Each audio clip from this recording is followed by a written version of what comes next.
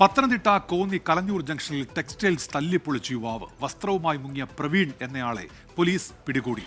സമീപത്തെ സ്വകാര്യ ധനകാര്യ സ്ഥാപനത്തിന്റെ പൂട്ട് പൊളിക്കാനും ശ്രമം നടന്നു.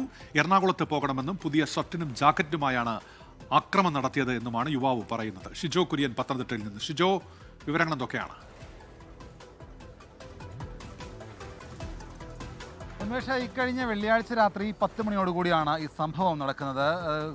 കലഞ്ഞൂരിൽ പ്രവർത്തിക്കുന്ന തുണിക്കടയുടെ ഗ്ലാസ് തല്ലിപ്പൊളിച്ചുകൊണ്ട് അവിടെ ഉണ്ടായിരുന്ന ജാക്കറ്റും ഷർട്ടുമൊക്കെ ഒരു യുവാവ് എടുത്തുകൊണ്ട് പോയി. അപ്പോൾ ഒരു തുണിക്കടയല്ലേ, ഒരു ഷർട്ടും ജാക്കറ്റും അല്ലേ എടുത്തുകൊണ്ട് പോയതെന്ന് പറഞ്ഞ് വേണമെങ്കിൽ നമുക്ക് ഒഴിവാക്കാം. പക്ഷേ അങ്ങനെയല്ല. അത് ആ നാട്ടിലെ സ്ഥിരം പ്രശ്നക്കാരനായിട്ടുള്ള ഒരു യുവാവാണ് ഈ സംഭവം നടത്തിയത്. തനിക്ക് എറണാകുളത്ത് പോകണമെന്നും അതുകൊണ്ട് തനിക്ക് പുതിയ ഷർട്ടും ജാക്കറ്റും വേണം, അത് കാശ് കൊടുത്ത് വാങ്ങാൻ എനിക്ക് താല്പര്യമില്ല, അതുകൊണ്ട് ഈ കട തല്ലിപ്പൊളിക്കുകയാണ് ചെയ്തതെന്നാണ് ഈ യുവാവ് പോലീസിനോട് പറയുന്നത്. അതിൻ്റെ ദൃശ്യങ്ങളും വീഡിയോയും ഉണ്ട്.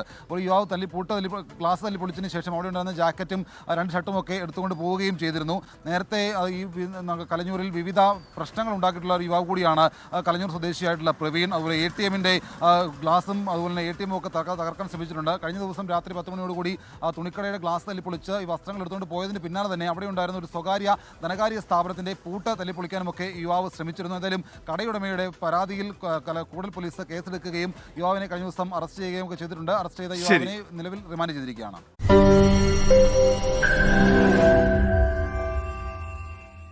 ലോകത്തെവിടെയായാലും ഏത് സമയത്തും 24 വാർത്തകളും ഓഗ്മെന്റഡ് റിയാലിറ്റി പാക്കേജുകളും എക്സ്പ്ലെയിനറുകളും വിശദമായി കാണാൻ ഞങ്ങളുടെ യൂട്യൂബ് ചാനൽ നിങ്ങൾക്ക് സബ്സ്ക്രൈബ് ചെയ്യാം.